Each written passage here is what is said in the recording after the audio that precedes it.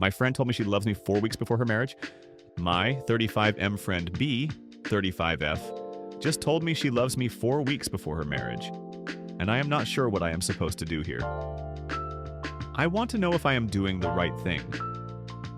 To give some context, I lost my wife 2 years ago. I have a 5-year-old daughter. I have not dated in the last 2 years because I have major trauma from losing my wife. I still love her a lot and don't think I'm ready to move on. I invested all my time in my daughter, who looks exactly like her mother, and my work to keep my sanity for the last 2 years. I have been friends with B since we were in elementary school. We lived in the same neighborhood growing up and were best friends. She is an awesome person, and we were inseparable growing up. The weirdest part was we had completely different personalities. She was very outgoing and always had a lot of friends. I am a big introvert, and B, along with a few friends, was all I needed. B was a serial dater, and I don't remember any time since middle school since she was single. B and I never dated, though. B and I also went to the same college. She never had a stable boyfriend, but just jumped from one relationship to another. I, on the other hand, did not date seriously until I was in my junior year. When I met my wife, she was a freshman, and we hit it off instantly. We fell for each other and spent all our time with each other. The strain to my relationship with B is I would generally hang out with my wife instead of her. That was the time B and I slowly started drifting apart. After college, I moved to a different town for my job, and B and I occasionally messaged each other, but nothing beyond that. B attended my wedding, and that was the last time I saw her. We kept in touch, but mostly by commenting on each other's pictures or keeping each other updated on significant life events. B did reach out to me when my wife passed away, and we talked on a phone call. Last year, B and her fiancé moved to my city. I was still grieving, and both have been amazing support for me and my daughter. My daughter loves dancing, and B helped me enroll her in dancing and gymnastic classes and sometimes takes her to them. I also became good friends with her fiancé, who is indeed an incredibly good man. My daughter also loves Auntie B, and B sometimes helps me babysit. Last week, B came to my house and asked if we could talk. Her tone sounded serious. She told me that over the last few months, she feels like she has started to develop feelings for me and is not sure anymore if she wants to go ahead with the wedding. She felt I also had started developing feelings for her. I told her that I am not ready for any relationship before I can deal with my mental health, for which I go to a therapist regularly. She tried to convince me that she loved me. We are soulmates, and she felt that we were meant to be together. However, I do not have the same feelings for her. I love her as a friend, but nothing beyond that. We were both emotional, but she said she was glad we talked about this. She left after that.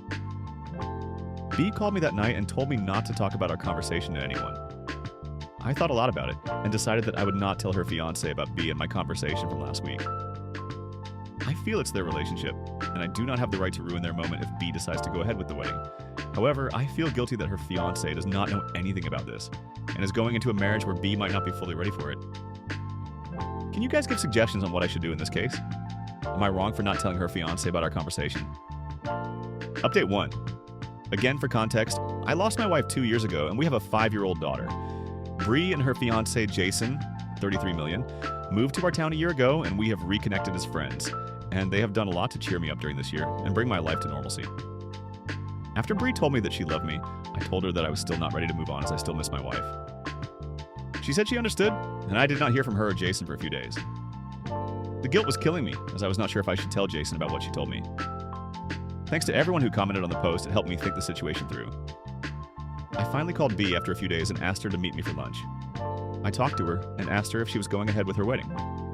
She broke down and told me she was not sure. I told her that she should at least talk to Jason regarding her feelings and not be dishonest with him. I also assured her that I would not say anything to Jay, but I just wanted her to be happy. She said she understood and left. That night, I put my daughter to sleep and was watching TV. Around 9:30 p.m., I heard a loud knock on my door, and it was Jason. I opened the door, and he was in tears. He started yelling at me and asking me why I had to steal Bree out of all the people. I tried to calm him down, but he just kept on shouting. I was trying to get him to sit down on the bench on our porch. I told him my daughter was sleeping upstairs, but he slowly was getting more and more physical. He punched me in the face, and I was able to push him off. I told him to get out of my house, and he sat in his truck and drove away. I immediately called Bree, and she was crying and did not sound well on the phone. She told Jason that she could not marry him because she had feelings for me. I was really scared for her after the physical altercation with Jason and told her to gather some clothes and get out of the house. She did that and came to my place. I just didn't feel she was safe with Jason. I consoled her for almost 2 hours and was able to get her to sleep. The next morning, we had to call her parents to let them know about what had happened. Bree kept a brave face, but I could see how much she was hurting. Her parents asked her to take a few days off and immediately come back home. and she did take a flight in the evening to go home. Over the next 2 weeks, the wedding was called off. Bree and I were talking every day, and she was just very exhausted. She talked to Jason a few times and kept on asking her to take more time to think. However, I think Bree just wanted to get out of it and decided to just break it off with Jason. Currently, Bree is staying with us for the last 2 weeks. She still has a job here and started going back to work last week. I have talked to Bree in detail about what happened. Bree told me that Jason and her were dating on and off for the last 4 years. Jason is not very career-oriented, and Bree is very good at her job. She felt he was a nice and reliable person, but was unsure about him from the start. She felt that she was not getting any younger, and hence they decided to get married. When she heard about my wife passing away, she just felt really bad and wanted to be around me to comfort me. When she got her big promotion, which meant she could work in a corporate office, she immediately chose my city and moved here.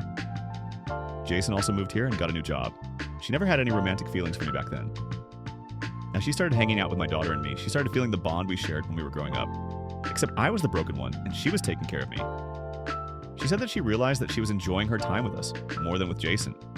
She realized she made a mistake with Jason, and what she wanted was right in front of her. Hence, she slowly started thinking about me in that way and finally told me about it. She knew her relationship with Jason was over the moment she confessed to me. It's a shitty situation, but I am glad that she realized that before getting married versus after.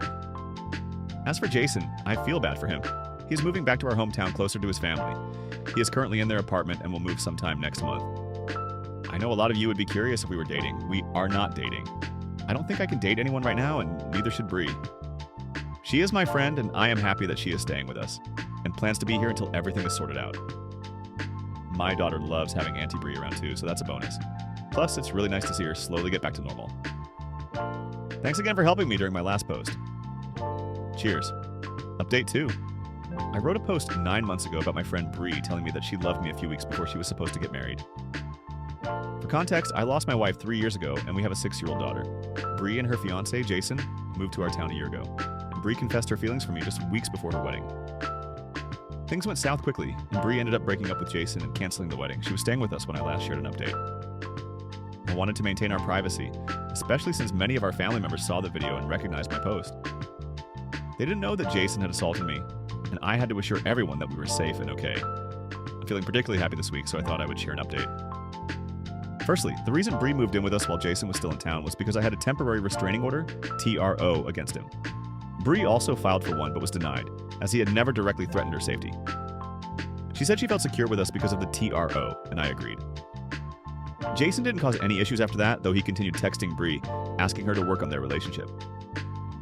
Eventually, he moved back to our hometown in February, and we haven't heard from him since. Bree got her own apartment once Jason left town, but she remained very much a part of our daily lives. I enjoyed having her around, and my daughter loves her. In April, Bree brought up the idea of us dating again. I explained that I wasn't over my wife's death and didn't want to be unfair to her, because I still love my late wife deeply. Bree told me she knew she could never replace my wife, nor did she want to. She shared a beautiful analogy. She said, "My heart is like a big pot. It holds a lot of love for my late wife, but it also made room for more love when my daughter was born. Loving her wouldn't erase my love for my wife or daughter, it would simply mean there's more room in my heart than I realized." I took a month to think it over, talking to my mom and mother-in-law, late wife's mom, who both encouraged me to give a relationship with Bree a chance. We officially started dating in May, and it's been surprising how quickly we fell in love. I think the strong foundation of our friendship helped a lot. The last 6 months have been amazing, and I've never seen my daughter so happy.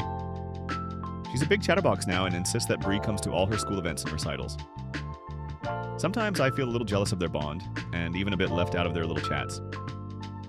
The reason I'm writing this update is because I'm planning to propose to Bree this Christmas. It's not a surprise proposal. We went engagement ring shopping last weekend and finalized the ring. We also have wedding plans for next summer. I know it seems quick, but I can't imagine spending the rest of my life with anyone else. Bree deserves to officially be part of our family.